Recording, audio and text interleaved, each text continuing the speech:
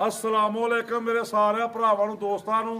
ते अल्लाह पा खैर कीती ऐ देखो जाके असां वाड़ा भी रखिया दा इंशाअल्लाह माशाल्लाह जी माशाल्लाह कि मेरी कसम है दोंदा वाड़ा वा माशाअल्लाह क्या बात है देखो जाके ये नहीं गल है कि दोंदा सही हो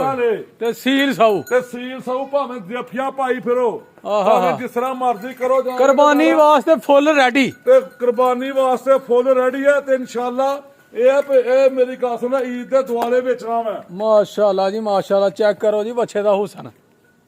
क्या बात है यार क्या बात है कुर्बानी के लिए फुल तैयार है माशाअल्लाह ते इंशाअल्लाह ਹੁਣ ਜਿਹੜੇ ਬੰਦੇ ਰਾਬਤਾ ਕਰਨਾ ਮੈਂ ਉਹ ਵੀ ਕਰ ਸਕਦਾ ਵਾ अच्छा जी ਹਾਂਜੀ क्या बात है जी ठीक हो गया ਤੁਸੀਂ ਸੌਦੇ ਬ੍ਰਾਂਡ ਰਹਿੰਦੇ ਸੀ ਉਹ ਮਾਸ਼ਾਅल्लाह ਮੇਰੀ ਗੱਲ ਸੁਣ ਮੇਰੇ ਕੋਲ ਹੋਰ ਵੀ ਬੱਚੇ ਨੇ 4-5 सही हो गया ਤੇ ਇਨਸ਼ਾਅੱਲਾ ਬ੍ਰਾਂਡ ਸੌਦੇ ਲਿਖੇ ਰੱਖੇ ਦੇਣਾ ਹਾਂ ठीक हो गया जी ठीक हो गया ਤੇ ਇਨਸ਼ਾਅੱਲਾ ਅੱਲਾਹ ਦੇ ਫਜ਼ਲ ਕਰਮ ਨਾਲ ਇਹ ਭਾਵੇਂ ਜਿਸ ਤਰ੍ਹਾਂ ਮਰਜ਼ੀ ਆ ਤੇ ਸਾਡੇ ਕੋਲ ਸੌਦੇ ਨਾਲ ਬ੍ਰਾਂਡ ਤੇ ਅੱਗੋਂ ਭਰਾਵੋ ਜਿਹਦੀ ਵੀ ਮੇਰੀ ਗੱਲ ਸੁਣੋ ਜਿਹਨੂੰ ਵੀ ਜੇਬ ਇਜਾਜ਼ਤ ਦੇਵੇ ਤਾਂ ਰਾਬਤਾ ਕਰ ਸਕਦਾ ਵਾ ठीक हो गया सर ठीक हो गया ਹਾਂਜੀ